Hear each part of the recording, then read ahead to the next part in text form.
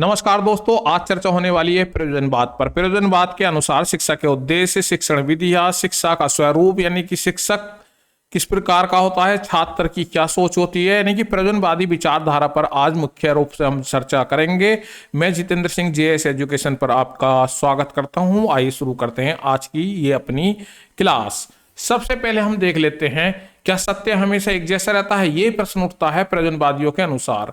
आदर्शवाद क्या मानता था आपका कि आदर्शवाद जैसा दर्शन मानता था कि सत्य शाश्वत है और अपरिवर्तनशील है, यानी कि सत्य हमेशा अपरिवर्तनशील है, एक सा रहता है। लेकिन प्रयोजनवादी इस धारणा को चुनौती देते हैं। वो कहते हैं कि समय के साथ, देश काल और स्थान के साथ और अनुभव के साथ जो है सत्य जो है चेंज होता रहता है। प्रयोजनवाद है क्या, इस पर हम मुख्य चर्चा कर लेते हैं। सबसे पहले तो यहाँ पर जो मुख्य यहाँ पर एक शिक्षाविद हैं दानिफित, इन्होंने बताया है प्रयोजनवाद एक आधुनिक अमेरिकी दर्शन है जो विचारों की बजाय क्रिया, अनुभव और परिणामों पर बल देता है। यह मानता है कि किसी विचार का मूल्य उसकी व्यावहारिक उपयोगिता में नियत होता है। और वहीं जो है कोगिन मांगते हैं, यह शब्द ग्रीक भाषा के प्रैग्मा या प्रैग्मेटिक्स से लिया गया है, जिसका अर्थ होता है क्रिया या किया गया कार्य या व्यावहारिकता। तो प्रयोजनवाद का यहाँ पर शाब्दिक अर्थ और प्रयोजनवाद का जो है अर्थ निकलकर सामने आता है इन दोनों परिभाषाओं से। इनके कुछ अन्य नाम भी है, यानी कि प्रयोजनवाद को अन्य नामों से भी जानते हैं। जैसे आप इसे प्रयोगवाद, उपयोगवाद, फलवाद, व्यवहारवाद और उपकरणवाद के नाम से भी जानते हैं। अब शुरू करते हैं प्रयोजनवाद का जो केंद्रीय विचार है उस पर हम चर्चा करते हैं।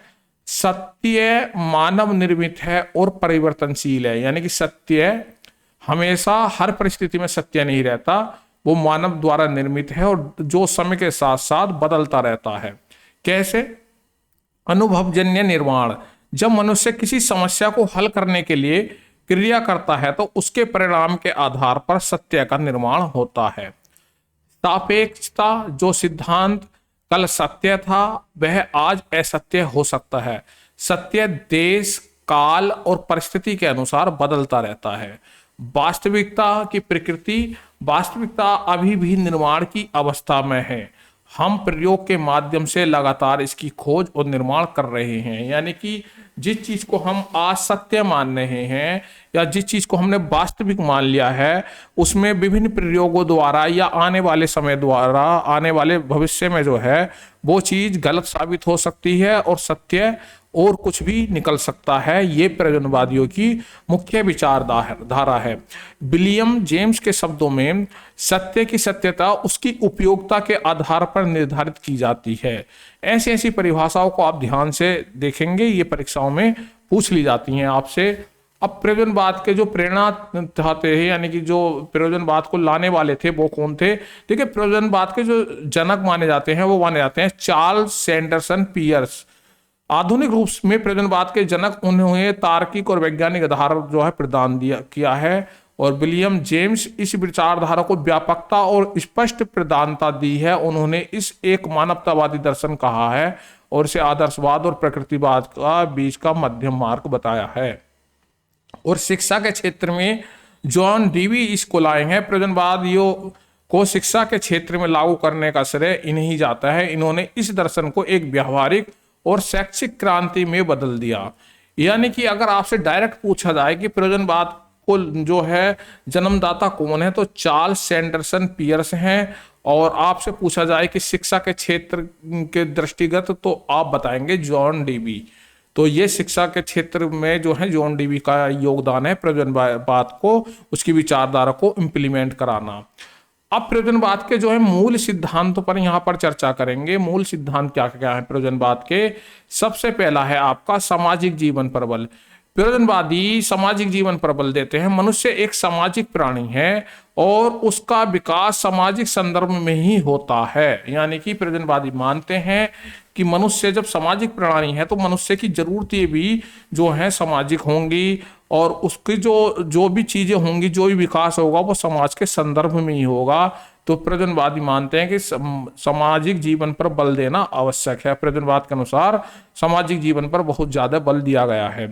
बहुत तत्ववाद में विश्वास, यह किसी एक अंतिम सत्य को नहीं मानते। सत्य और वास्तविकता अनेक हैं। यानी कि प्रयोजनवादी कहते हैं कि कोई एक चीज सत्य नहीं हो सकती, वो समय समय के साथ बदलती रहती है और समय के साथ जो है उसमें बदलाव आते हैं। किसी के लिए वो सत्य है, किसी स्थान पर वो चीज सत्य है तो वहीं जाकर दूसरे स्थान पर वो असत्य भी हो जाएगी।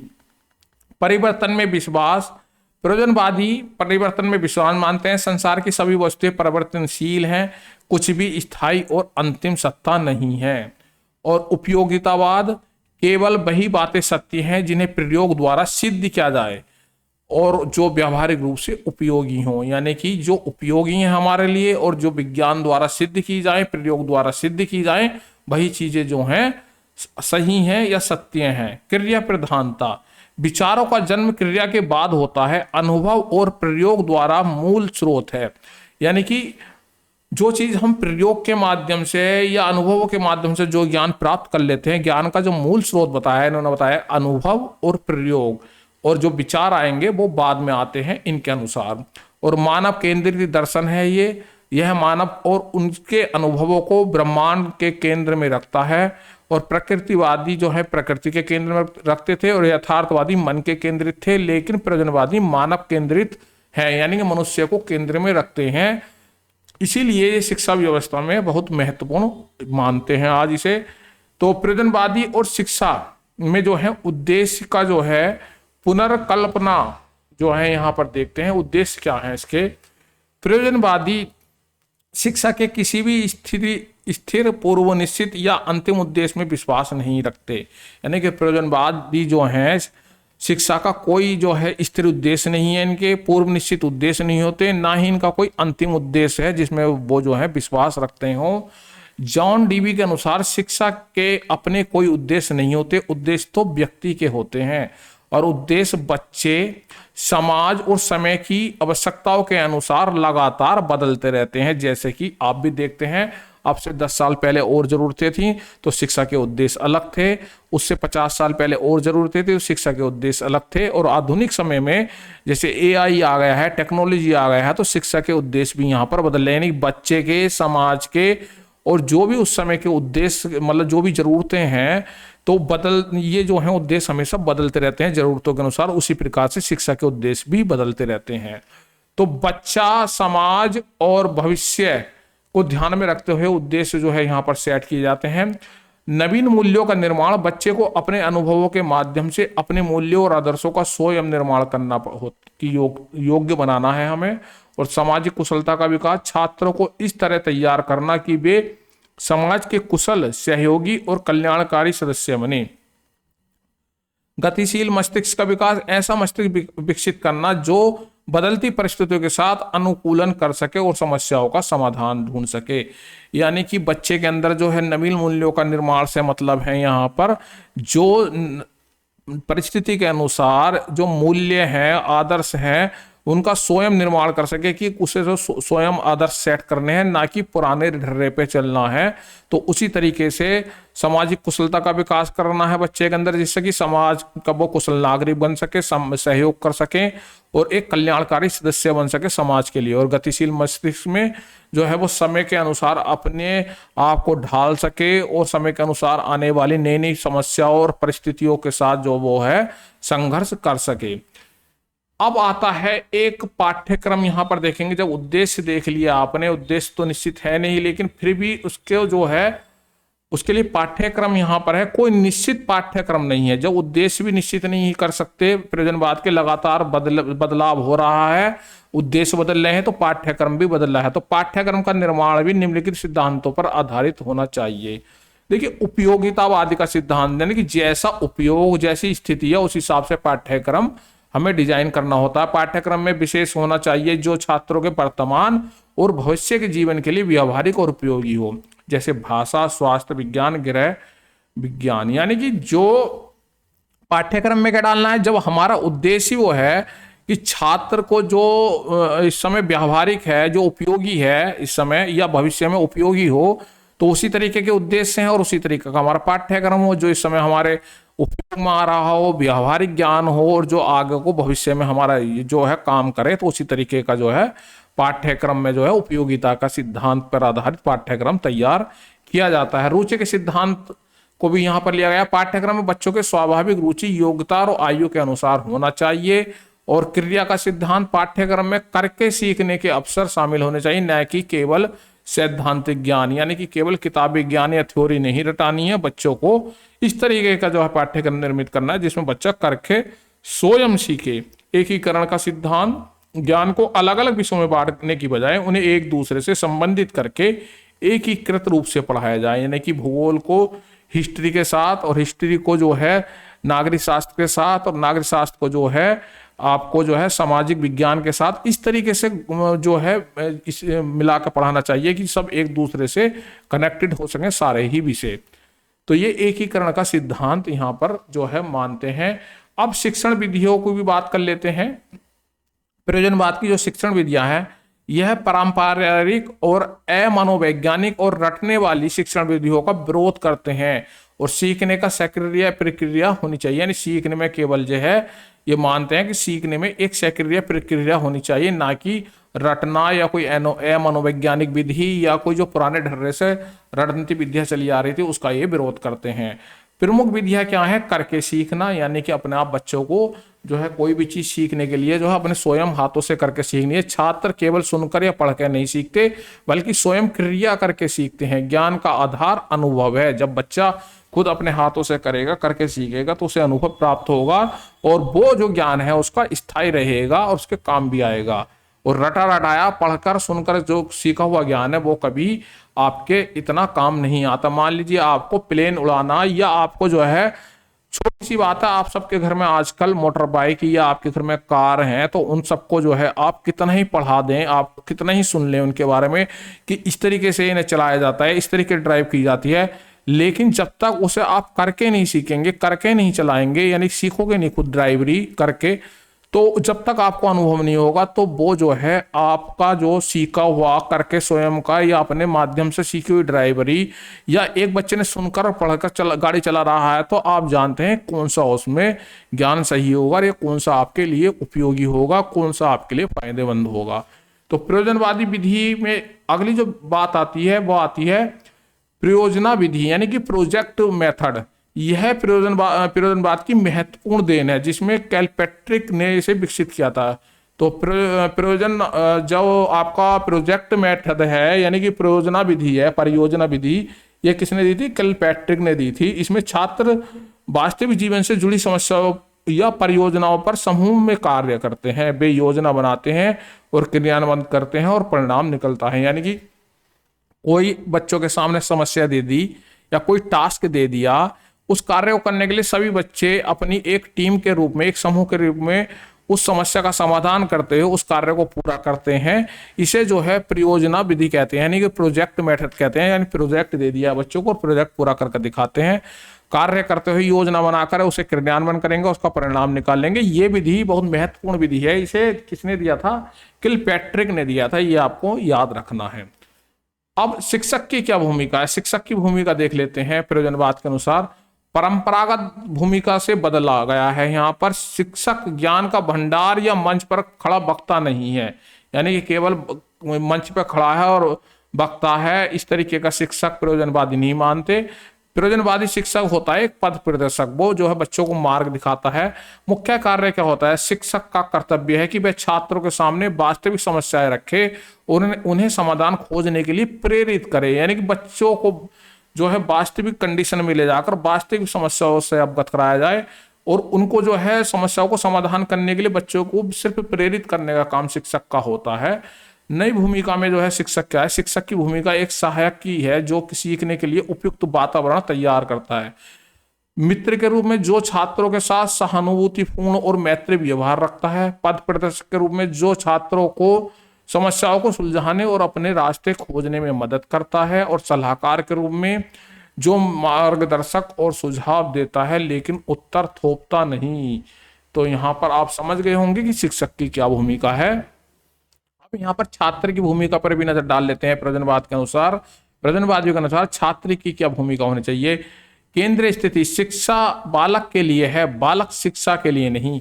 शिक्षण अधिगम प्रक्रिया पर केंद्र जो है छात्र होता है, यानी कि जो भी विधियां हैं या जो भी शिक्षा है उसके केंद्र में कौन है, स्टूडेंट है, ना कि जो है आपके पढ़ाई लिखाई की चीजें। अब इससे क्या, अनुभव से बच्चा सीख सकता है, सहयोग से सीखता है, प्रयोग द्वारा सीखता है, समस्या समाधान द्वारा सीखता है। छात्र की भी क्या क्या विशेषता होनी चाहिए ये भी ध्यान करेंगे। अब सक्रिय निर्माता, ज्ञान, छात्र ज्ञान का निश्चय प्राप्त करता नहीं है बल्कि एक सक्रिय खोजकर्ता के रूप में निर्माता होता है। यानी कि बच्चा कोई जो है एक तरीके से एक जो है कोई एक ऑब्जेक्ट टाइप नहीं है, वो किसी भी प्रक्रिया में या किसी भी सीखने की जो भी आपकी प्रैक्टिस हो रही है तो उसमें वो एक सक्रिय भूमिका निभाएगा, यानी कि वो खोजकर्ता और निर्माता खुद बनेगा उस ज्ञान का। समस्या समाधान करता है, वह अपने अनुभवों के माध्यम से समस्याओं का स्वयं हल करेगा, हल करना सीखेगा। और मूल्यों का निर्माता, छात्र बाहरी आदर्शों को स्वीकार नहीं करता बल्कि क्रिया और अनुभवों के माध्यम से स्वयं के मूल्य और आदर्श स्थापित करता है। यानी कि कोई पहले से बने बनाए जो मूल्य हैं, आदर्श हैं, उन्हें स्वीकार करने की बात नहीं करते प्रयोजनवादी। वो कहते हैं कि बच्चे को जो है अपने अनुभवों के माध्यम से अपने सीखे गए जो भी अनुभव हैं या जो भी उसका सीखने की प्रक्रिया में क्रिया रही हैं, योगदान रहा है, तो उनके सब के चीजों के अनुभव से अपने मूल्यों और आदर्शों का स्वयं निर्माण करेगा। ऐसा छात्र की भूमिका होनी चाहिए। अब विद्यालय की अवधारणा की बात करते हैं। प्रयोजनवाद के अनुसार विद्यालय की अवधारणा कैसी होनी चाहिए। जॉन डीवी के अनुसार विद्यालय समाज का एक लघु रूप है। ये बहुत महत्वपूर्ण लाइन है, ये आपकी कई परीक्षाओं में पूछी गई है। विद्यालय का उद्देश्य, विद्यालय को समाज का सच्चा प्रतिनिधि होना चाहिए, यानी कि जो समाज की मांग है, जो समाज की डिमांड है या जो समाज के उद्देश्य हैं उसका सच्चा प्रतिनिधि होना चाहिए विद्यालय को वो चीजें पूरी करनी चाहिए। यह एक ऐसी जीवित प्रयोगशाला है जहां छात्र सामाजिक जीवन के लिए वास्तविक रूप से अनुभव प्रदान करते हैं और यहाँ छात्र सहयोग, सहानुभूति, सामाजिक कुशलता जैसे गुण सीखते हैं। और अनुशासन कैसा होना चाहिए, यहाँ दंडात्मक अनुशासन का विरोध करता है। यहाँ सामाजिक अनुशासन की बात पर बल दिया जाता है जो सामूहिक उद्देश्यपूर्ण क्रियाओं में भाग लेने से स्वतः ही उत्पन्न होता है। यह आत्म अनुशासन को बढ़ावा देता है। तो ये जो है यहाँ पर विद्यालय और अनुशासन की बात हुई। इसके बाद देख लेते हैं प्रयोजनवाद का जो है योगदान शिक्षा में कितनी प्रगति के लिए रहा है, यानी शिक्षा की प्रगति में प्रयोजनवाद का योगदान। सबसे पहली बात, बाल केंद्रित शिक्षा। इसने शिक्षा का ध्यान शिक्षक से हटाकर छात्र पर केंद्रित कर दिया, मुख्य बात ये निकल कर आती है। और व्यावहारिक और उपयोगी, इसने शिक्षा को जीवन की वास्तविक समस्याओं और आवश्यकताओं से जोड़ा। लोकतांत्रिक मूल्यों को बढ़ावा, इसने सहयोग, स्वतंत्रता और सामाजिक न्याय जैसे मूल्यों पर बल दिया। और प्रगतिशील दृष्टिकोण, इसने शिक्षा को एक गतिशील और विकास की सतत प्रक्रिया में जो है देखा है। और सक्रिय विधियों का विकास, इसने प्रयोजनवाद जैसी प्रयोजना विधि यानी कि प्रोजेक्टर मेथड जैसी नवीन और प्रभावी शिक्षण विधियों को जन्म दिया जो कि किलपैट्रिक ने बनाई थी। इसके बाद जो आता है आपका कुछ आलोचनाएं भी हैं, वो भी देख लेते हैं। कुछ अनसुलझे प्रश्न प्रयोजनवादी विचारधारा पर खड़े होते हैं। शाश्वत और आध्यात्मिक मूल्यों की उपेक्षा, व्यावहारिकता पर अधिक ध्यान देने के कारण यह सत्य, शिव और सुंदरम जैसे आध्यात्मिक और शास्त्र मूल्यों की उपेक्षा करते हैं। ये इसका थोड़ा सा जो है एक डाउट वाला जो है इसकी सोच है। और निश्चित उद्देश्यों का अभाव, अब इसमें कोई निश्चित उद्देश्य नहीं रहते, पूर्व निश्चित उद्देश्यों की कमी ही है। जैसे शिक्षा की प्रक्रिया में भ्रम और दिशाहीन की स्थिति पैदा हो सकती है। और अतीत की उपेक्षा, भविष्य और वर्तमान पर ध्यान केंद्रित करने के कारण यह हमारे गौरवशाली इतिहास और पूर्वजों के ज्ञान की अवहेलना करता है। क्या यह दर्शन है? कुछ आलोचकों का तर्क है कि प्रयोजनवाद कोई संपूर्ण दर्शन नहीं बल्कि केवल ज्ञान प्राप्त करने की एक विधि है। इसे दर्शन की मान्यता भी नहीं देते कुछ विद्वान। तो ये भी यहाँ पर एक जो है आलोचना है इसकी। देखिए, अंत में हम एक ही बात कहेंगे, जो अंतिम विचार है इस दर्शन को लेकर, शिक्षा जीवन की तैयारी नहीं, शिक्षा स्वयं जीवन है। जॉन डीवी इस चीज को कहते हैं। कहने का मतलब यह है, देखिए, शिक्षा जीवन की कोई तैयारी नहीं करवा रही, लेकिन जो शिक्षा है वो स्वयं ही जीवन है। यानी पूरी जिंदगी हम कुछ ना कुछ सीखते रहते हैं। कोई शिक्षा है कोई किसी समय के अनुसार या किसी चीज की पाबंद नहीं है, किसी पाठ्यक्रम की। हमारी पूरी जिंदगी हम कुछ ना कुछ सीखते रहते हैं। प्रयोजनवादी हमें सिखाता है कि सीखना एक सतत प्रक्रिया है और जीवन भर चलने वाली प्रक्रिया है, जो कक्षा की दीवारों से कहीं आगे तक जाती है। तो इस शिक्षा की जो है यहाँ पर अंतिम विचार के साथ प्रयोजनवाद की बात हम यहीं पर समाप्त करते हैं। अगली क्लास में फिर से आपके साथ किसी नई शिक्षा व्यवस्था के साथ फिर से जुड़ेंगे, किसी नए विद्वान के साथ हम फिर से आएंगे। अगर आपको वीडियो अच्छी लगती है तो चैनल को सब्सक्राइब, लाइक और शेयर कीजिएगा। धन्यवाद।